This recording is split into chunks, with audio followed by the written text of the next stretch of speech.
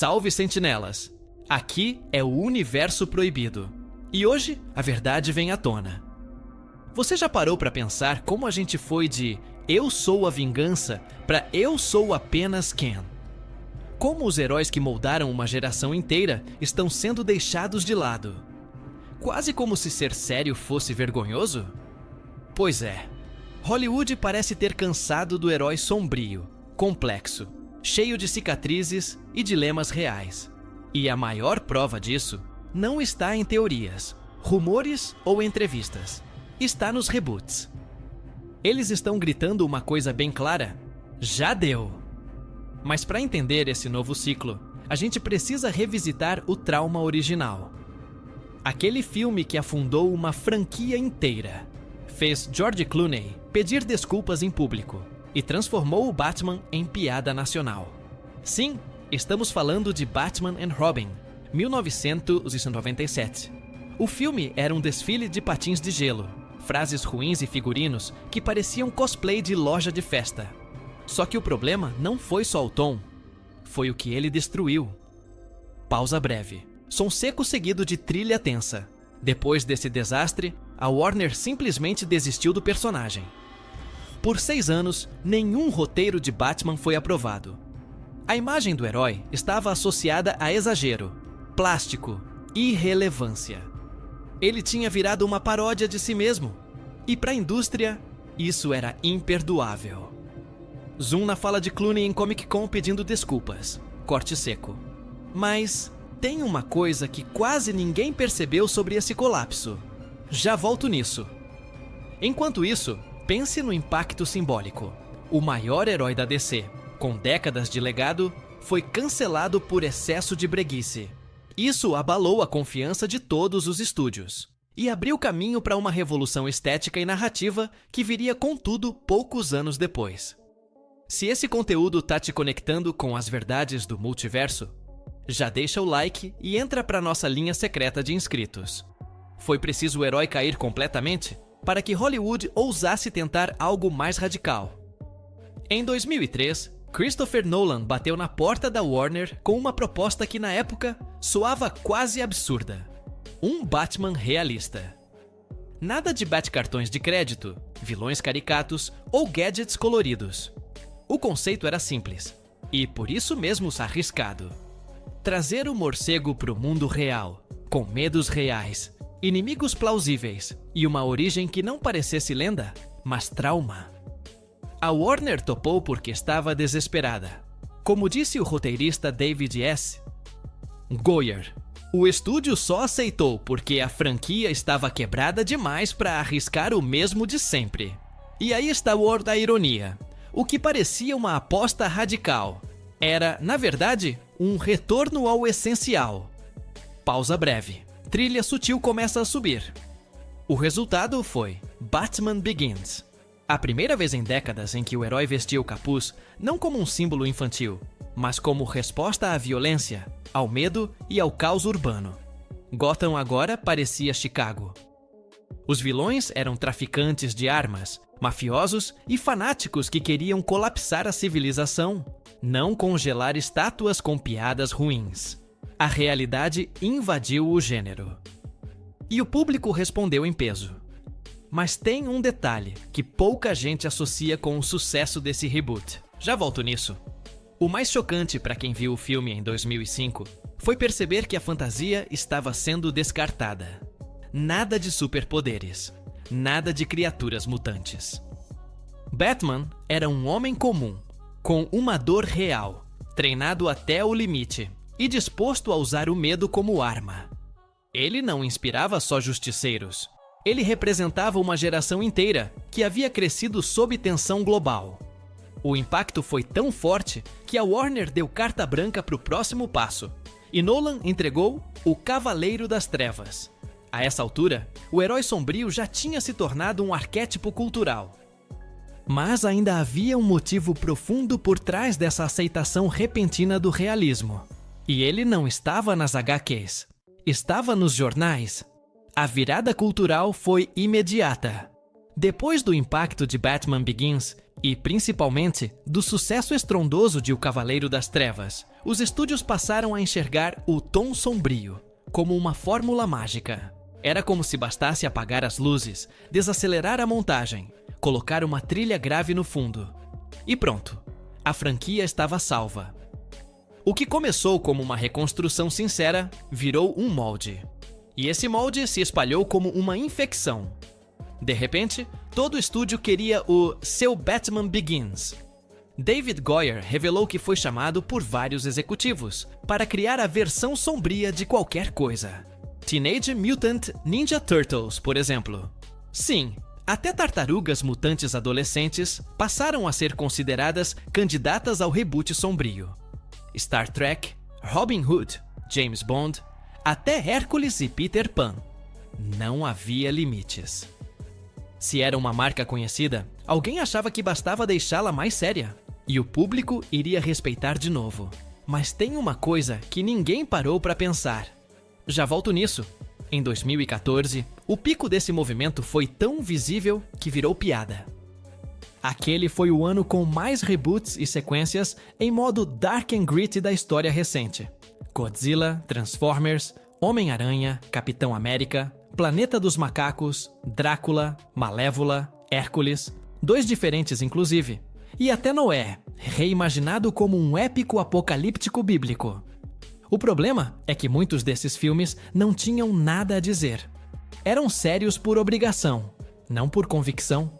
E quando o tom não serve à história, ele vira uma máscara. O espectador sente. Porque não basta parecer maduro, é preciso tocar em algo verdadeiro. O Cavaleiro das Trevas funcionava porque falava sobre vigilância, colapso institucional, medo do caos. Ele espelhava o que as pessoas viam no noticiário. Já o reboot sombrio de Quarteto Fantástico falava sobre o que mesmo? Mas o motivo desse colapso tonal não foi só criativo. Existe uma raiz emocional por trás da obsessão com a seriedade. E ela vem de um trauma coletivo que ainda ecoava no imaginário de quem assistia a esses filmes. O que sustentou a era dos heróis sombrios não foi só estilo, foi sintonia com o medo coletivo. Quando Batman Begins chegou aos cinemas em 2005, o mundo ainda vivia sob o impacto do 11 de setembro. E quando O Cavaleiro das Trevas estreou em 2008, as imagens de caos urbano, ataques terroristas e sistemas colapsando estavam no centro da vida cotidiana. A conexão entre o que se via no jornal e o que se via na tela era brutal e quase impossível de ignorar. Os vilões começaram a mudar. O crime organizado deu lugar a células anárquicas, ideológicas, sem rosto claro. O Coringa de Heath Ledger não quer poder nem dinheiro. Ele quer desordem total. Some men just want to watch the world burn. Essa frase ecoou porque resumia a angústia de uma geração inteira que via o mundo virar cinzas sem entender porquê.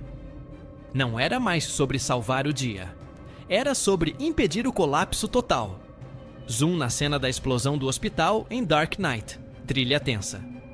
Esse tipo de narrativa não era apenas mais sério, era mais próximo da dor real. E mais do que isso, oferecia uma fantasia de controle. No mundo real, o caos parecia inevitável. Nos filmes, havia sempre um herói disposto a cruzar limites para garantir alguma ordem. Bruce Wayne enfrentava a corrupção. James Bond derrubava redes terroristas. Tony Stark bombardeava campos do Oriente Médio. Todos esses personagens passaram a representar algo além do escapismo. Eles eram resposta, reação, antídoto. Mas tem um problema nisso que quase ninguém admite. Já volto nisso. Com o tempo, esse modelo deixou de ser um espelho e virou uma prisão. A lógica do trauma passou a comandar todos os personagens. Não importava se era Superman, Robin Hood ou até os próprios Tartarugas Ninja. Todos tinham que parecer quebrados, endurecidos, vítimas de um mundo que não os entendia. A ferida se tornou requisito. A leveza virou sinônimo de infantilidade. E o público começou a cansar. Porque existe um limite para quanto sofrimento simbólico uma audiência consegue consumir. E o que começou como catarse se transformou em desgaste. Mas antes do colapso definitivo, algo começou a mudar. E não foi exatamente uma reação consciente. Foi uma quebra de tom que se disfarçava de piada. O efeito colateral da Era Sombria foi brutal. A uniformização do sentimento. Tudo precisava parecer importante, denso, doloroso. Mas nem toda a história nasceu para carregar esse peso. Quando todo herói vira um símbolo de trauma, o trauma perde o impacto. E foi exatamente isso que começou a corroer os reboots dos anos 2010. Franquias inteiras foram reformuladas com esse filtro cinza. Quarteto Fantástico de 2015 tentou eliminar qualquer traço de humor ou aventura científica, e se afundou em tons escuros, diálogos arrastados e uma seriedade artificial que nunca se justificava. O que deveria ser um time de exploradores cósmicos virou um experimento de laboratório com identidade colapsada. Até mesmo a Bíblia entrou nessa lógica, com Noé reinterpretado como um thriller apocalíptico de culpa e destruição. Mas tem uma ironia nisso que muita gente esquece. Já volto nela. É aqui que o conceito se inverte. O que era para ser mais maduro virou infantil de outra forma. O herói sombrio deixou de ser consequência narrativa e virou estética vazia. Um filtro escuro não transforma um roteiro raso em algo profundo. Quando Rampage, com Dwayne Johnson, tenta emular o tom de ameaça global ao lidar com monstros gigantes baseados em um jogo de arcade, o ridículo ultrapassa o realismo. E nesse ponto, o público percebe o truque. A desconexão entre o que se promete e o que se entrega virou padrão. Muitos desses filmes vestiam o traje do drama adulto, mas continuavam operando em lógica de videogame. Queriam vender maturidade, sem oferecer questionamento real.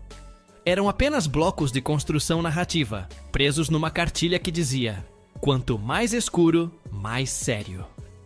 E foi nesse vácuo criativo que algo inesperado começou a surgir. Uma nova abordagem, ainda conectada ao medo, mas que ria dele. Não negava o perigo, só tratava ele de outra forma.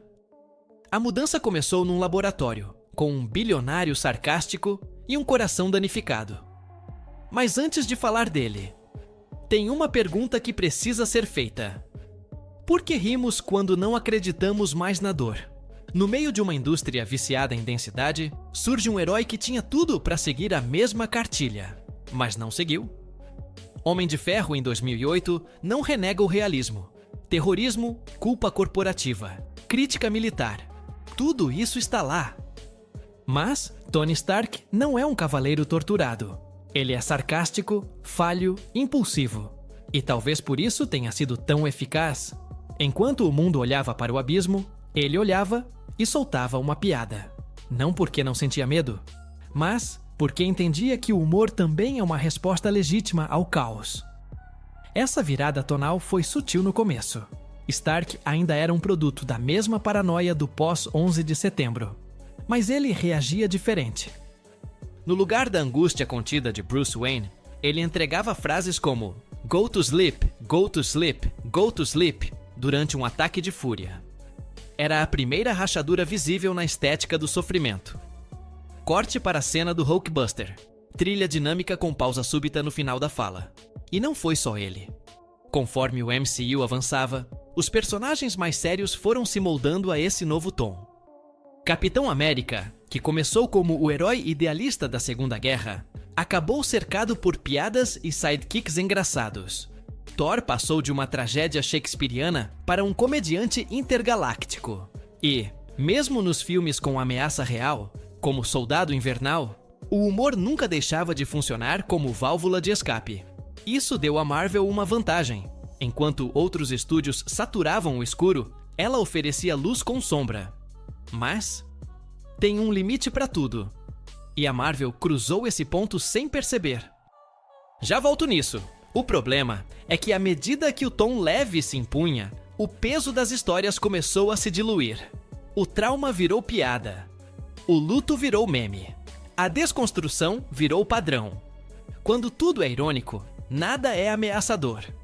E foi aí que o MCU, sem abandonar o sucesso, começou a perder o centro de gravidade. Ainda dominava o mercado, mas já não era mais a resposta emocional que tinha sido no início.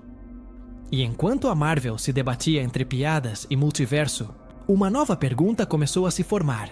Se o trauma cansou e a piada esvaziou, então o que vem agora? Depois de 2 décadas entre o luto estilizado e o cinismo escancarado, a indústria parece ter esgotado as variações possíveis sobre o mesmo tom. E o que começa a surgir agora é algo inesperado. O retorno da esperança. Não como ingenuidade, mas como escolha estética deliberada. A luz está voltando e ela vem em forma de reboot. O próximo Superman de James Gunn é o maior sinal dessa virada. A proposta abandona a densidade sóbria do Snyderverso e aposta numa estética que mistura retrofuturismo com afeto visual. É uma metrópolis solar, de cores primárias e sorrisos sinceros. Um mundo onde heróis têm mascotes, robôs ajudam no trânsito e o idealismo não precisa ser explicado com trauma. A DC, ironicamente, está liderando o contra-ataque à era do seriedade ou nada. Mas tem uma coisa nesse projeto que quase ninguém está prestando atenção. Já volto nela. O mesmo movimento acontece com o novo Quarteto Fantástico. Tudo no material promocional aponta para uma estética vibrante, quase nostálgica.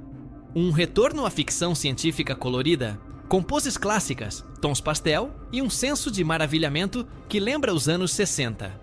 E isso não é acidente, é reposicionamento. Depois de tantas tentativas frustradas de transformar o grupo em drama existencial, o estúdio entendeu que talvez o segredo estivesse em abraçar o ridículo e celebrá-lo.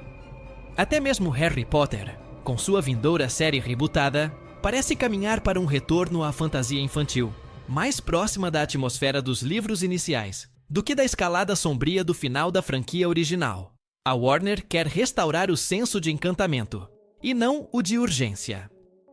Mas isso tudo levanta uma dúvida incômoda. Será que essa nova luz vai funcionar? Ou vai acabar sendo aplicada onde não pertence?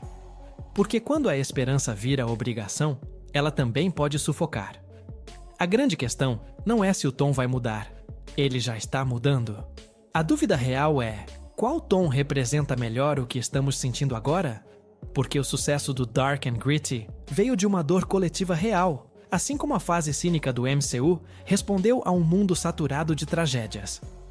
Se a próxima era quer ser esperançosa, precisa encontrar sua verdade emocional. Ou será apenas maquiagem luminosa? Hoje, o caos não é mais centralizado. Não existe um único inimigo.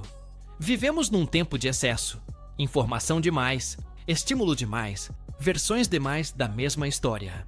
Não é mais o medo do terrorismo que domina o imaginário. É a sensação de descontrole absoluto.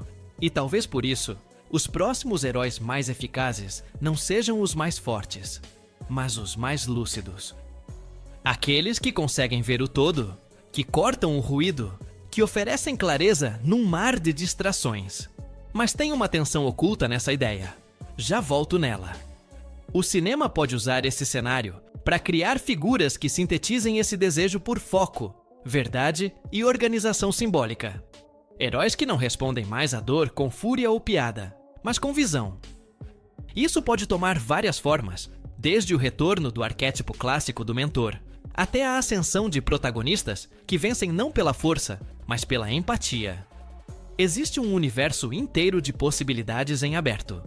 E Hollywood, mesmo repetitiva, sabe farejar onde o público está emocionalmente. Só que há um risco claro: aplicar esse novo tom brilhante de forma cega, como foi feito com o cinza sombrio. Um reboot solar do Batman pode ser tão desconectado quanto um reboot gótico dos Power Rangers. O tom certo precisa nascer do personagem, e não do mercado, porque se o público desconfiar que a luz é forçada, ele desliga. O que buscamos não é cor, é sentido. E talvez por isso, o herói que mais vai se conectar com a próxima geração nem seja novo. Talvez ele já tenha aparecido, e a gente não reparou ainda. Se isso te faz pensar, é porque ainda não terminou. Comenta aí qual reboot recente realmente te tocou, e qual só pareceu mais do mesmo. Nos vemos no próximo vídeo.